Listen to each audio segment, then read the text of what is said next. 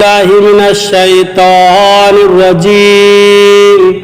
بسم الله الرحمن الرحيم ومن حيث خرجت فول وجهك شطر المسجد الحرام وحيث ما كنتم فولوا وجوهكم شطره لئلا يكون للناس عليكم حجة إلا الذين ظلموا منهم فلا تخشوهم واخشوني ولأتم نعمتي عليكم ولعلكم تهتدون۔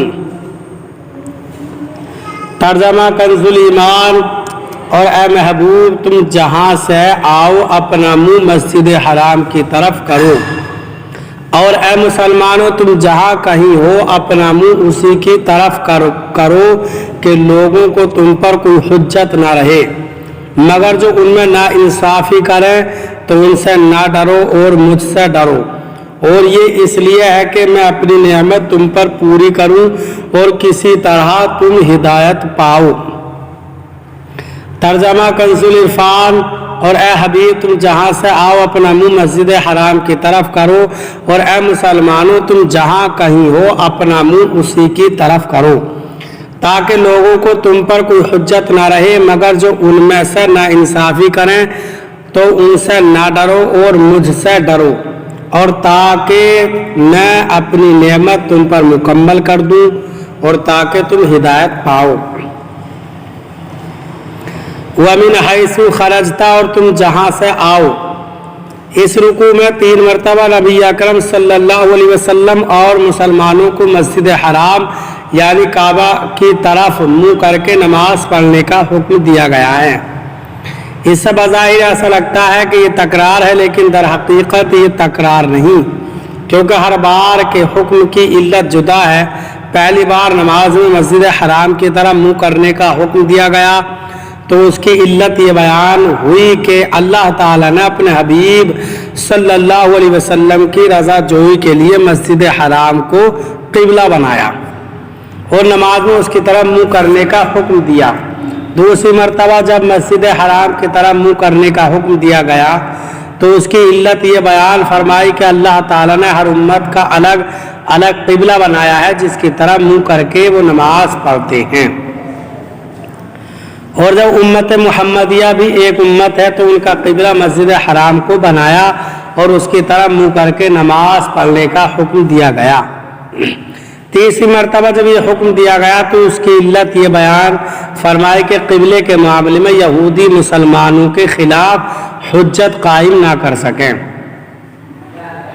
وَحَيْثُ مَا كُنتُمْ فَوَلُّوا وُجُوهَكُمْ شَطْرَهُ، اے مسلمانوں تم جہاں کہیں ہو اپنا منہ اسی کی طرف کرو۔ اس آیت میں مجموعی طور پر لوگوں سے فرمایا گیا کہ تم حالت سفر میں ہو یا حالت اقامت میں، جنگل و بیابان میں ہو یا شہر میں، ہر جگہ ہر حالت میں ہر وقت تم سب نے نماز میں خانہ کعبہ ہی کی طرف منہ کرنا ہے، تاکہ یہودیوں کو اس اعتراض کا حق نہ رہے کہ ان کی کتابوں میں تو قبلہ کی تبدیلی کا لکھا ہوا تھا لیکن اس نبی نے تو ایسا کیا ہی نہیں، یا وہ یہ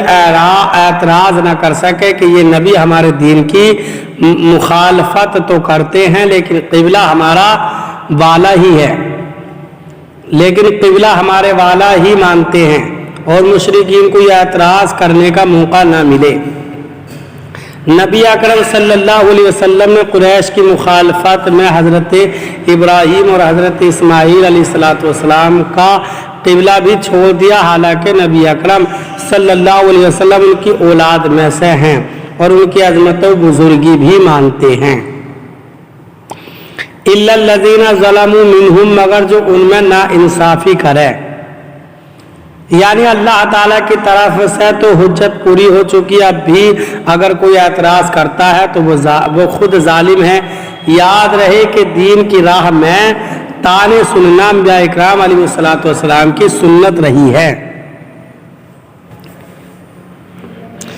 فَلَا تَخْشَوْهُمْ وَاخْشَوْنِي، تو ان سے نہ ڈرو اور مجھ سے ڈرو،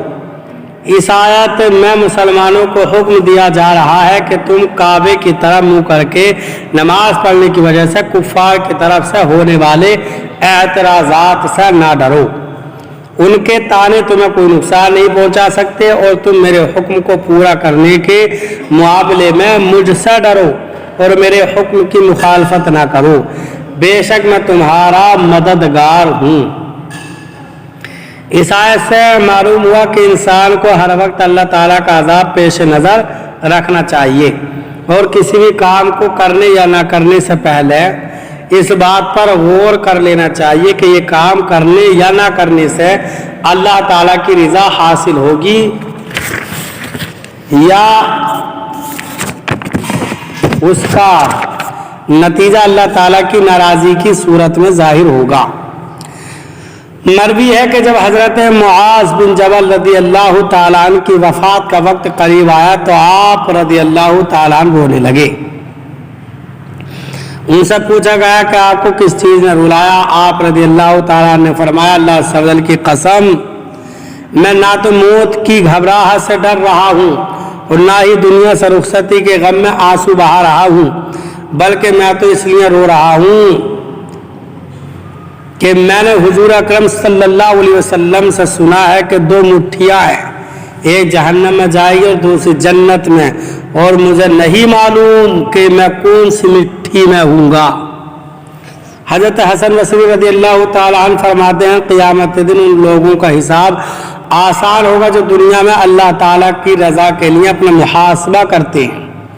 वो इस तरह के उन्हें जब भी कोई काम दरपेश हो तो पहले इस पर गौर करते हैं, फिर अगर वो काम अल्लाह ताला की रज़ा के लिए हो तो उसे कर गुजरते हैं, और अगर उसके बरखिलाफ नज़र आए तो उससे रुक जाते हैं। फिर फरमाया, और बरोज़ क़यामत उन लोगों का हिसाब कठिन होगा जो आज दुनिया में अमल करते वक्त गौर व फिक्र नहीं करते और किसी किस्म का मुहासबा किए बगैर वो काम कर डालते हैं। ऐसे लोग देखेंगे कि अल्लाह तबारक व तआला ने उनका छोटे से छोटा अमल शुमार कर रखा है। फिर आप रज़ी अल्लाह ताला ने ये आयत तिलावत फरमाई, वयक़ूलून या वैलतना माली हाज़ल किताब ला युगादिरु सगीरतन वला कबीरा इल्ला अहसाहा। सूरह कहफ आयत नंबर 49 तर्जमा। और कहेंगे, हाय हमारी खराबी, इस नामे अमाल को क्या है कि इसने हर छोटे और बड़े गुनाह को घेरा हुआ है। वली उतिम्मा निअमती अलैकुम, और ताकि मैं तुम पर अपनी नेमत पूरी करूं। इस आयत का खुलासा यह है कि मुसलमानों, जिस तरह अल्लाह ताला ने अपने हबीब सल्लल्लाहु अलैहि वसल्लम को तुम्हारा रसूल बनाया, जो कि तुम्हारे सामने हक की तरफ हिदायत देने वाली आयतें तिलावत फरमाते हैं, रुश्द व हिदायत के रास्ते की तरफ रहनुमाई करते हैं,